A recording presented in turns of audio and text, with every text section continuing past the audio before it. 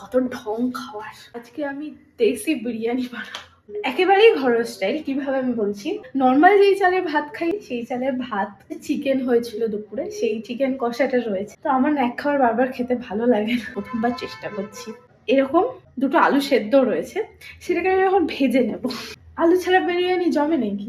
আমি কিছু কমতি দিচ্ছি না, বেরেস্তা বানাবো সেটার জন্য পেঁয়াজ কাটছি।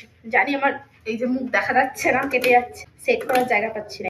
কত ঢং খাওয়ার। কেওড়া জল যেটা হয় সেটা, এখানে একটু ঘিও দিয়ে দিচ্ছি। আমি কত খাঁটি ভাবো। ফাইনাল লুকটা তোমাদের যখন আমি পাতে নেব তোমাদের দেখাবো কিরকম করলাম। আমিও ফার্স্ট টাইম এরকম খাচ্ছি। এখন হচ্ছে দমে বসাচ্ছি। তুমি হচ্ছে কিনে এনেই খেতে পারতে, এত কষ্ট করছো কেন? কেনার ব্যাপারে এটা থাকবে না, এটা একটা এক্সাইটমেন্ট রয়েছে। কিরকম হবে দেখো একবার, এই যে কিরকম হবে খেতে আদেও। এই যে আমার বিরিয়ানির লুক হয়েছে এইটা। চালটার জন্য দেখতে একটু অন্যরকম লাগছে। বাপরে গরম,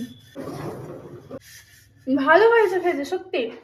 একটু নুন লাগতো বাস, এছাড়া সব একদম ঠিকঠাক। গন্ধ টন্ধ এরমই লাগছে বিরিয়ানির মতো। তোমরা একদিন ট্রাই করো এভাবে।